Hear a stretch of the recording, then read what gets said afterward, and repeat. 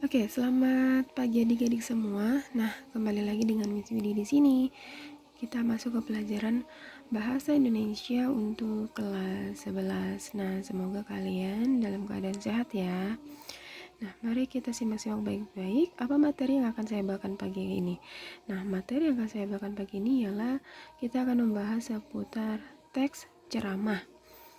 Oke. Nah, menganalisis informasi di dalam ceramah. Pengertian ceramah ialah ceramah adalah pidato yang bertujuan memberikan nasihat dan petunjuk-petunjuk. Ceramah dibedakan menjadi dua, yaitu ceramah umum dan ceramah khusus. Ceramah umum yaitu ceramah yang bertujuan memberikan nasihat kepada halayak umum atau masyarakat luas. Sedangkan ceramah khusus ialah ceramah yang bertujuan untuk memberikan nasihat-nasihat kepada halayak tertentu dan bersifat khusus, baik materi maupun yang lainnya. Dalam ceramah khusus ada batasan tertentu seperti tipe audiensi yang disesuaikan dengan materi yang dibawakan.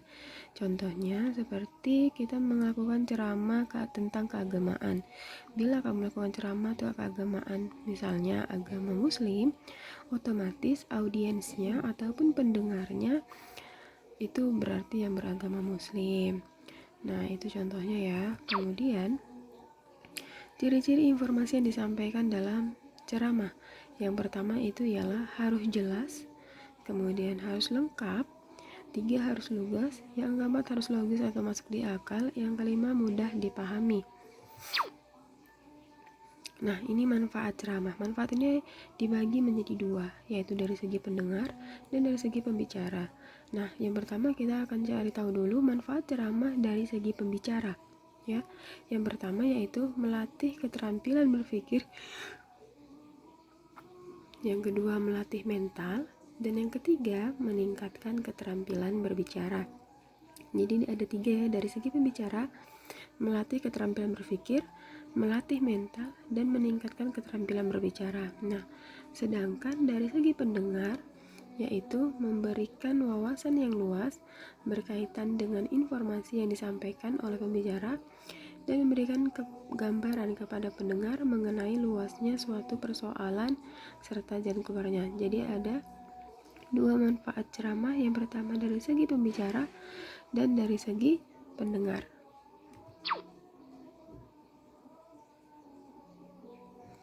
Oke. Nah, kita masuk yang selanjutnya, ciri-ciri ceramah ya. Ini ciri-ciri ceramah. Yang pertama, ada seorang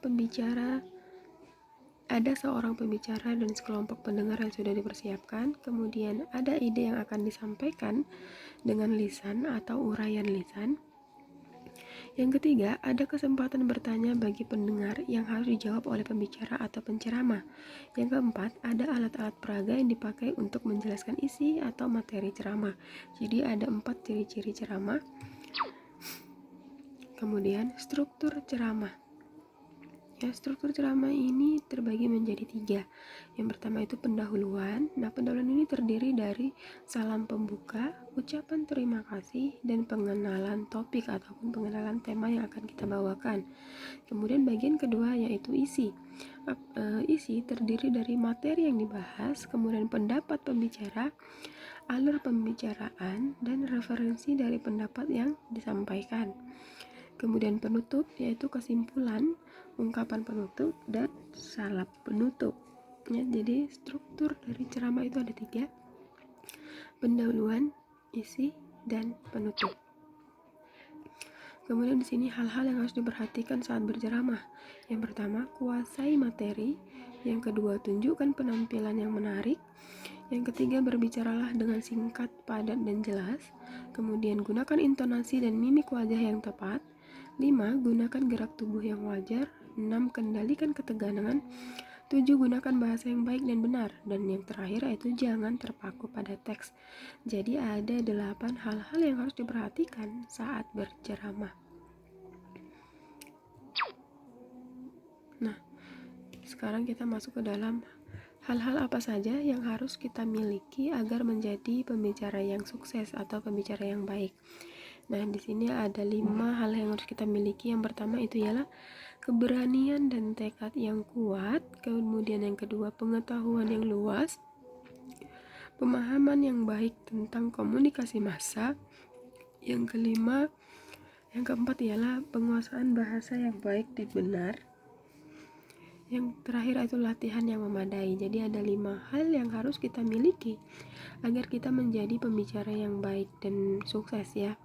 Kemudian hal-hal penting yang harus dipersiapkan sebelum ceramah ya. Jadi sebelum kita melakukan ceramah, ada 4 hal yang harus kita persiapkan lebih dahulu. Yang pertama itu ialah tema yang hendak disampaikan dalam ceramah. Yang kedua, analisis pendengar dan suasana. Kemudian kerangka teks atau catatan penting. Yang keempat ialah latihan yang secukupnya. Jadi ada 4 hal yang harus kita persiapkan sebelum kita ceramah. Oke, kemudian kepribadian yang harus dimiliki oleh pembicara yang baik, yaitu karakter yang kuat, pengendalian diri, keikhlasan dan kesungguhan hati, kepekaan terhadap pendengar, supel dan menaruh rasa hormat terhadap orang lain, kemudian kejujuran dan lemah lembut dalam mempersuasi pendengar atau audiens, dan yang terakhir itu bijaksana ya. Jadi ada 7 kepribadian yang harus dimiliki oleh seorang pembicara yang baik. Nah, yang terakhir itu langkah-langkah menyusun teks ceramah. Yang pertama tentunya kita harus menyiapkan apa tema ceramah kita. Yang kedua, mengumpulkan informasi yang sesuai dengan tema. Yang ketiga, menyusun draft teks ceramah. Draft ini seperti urutan yang akan kita bawakan dalam ceramah. Kemudian menuliskan teks tersebut sesuai dengan urutan draftnya. Yang terakhir yaitu mengembangkan teks dan menyuntingnya atau memperbaiki.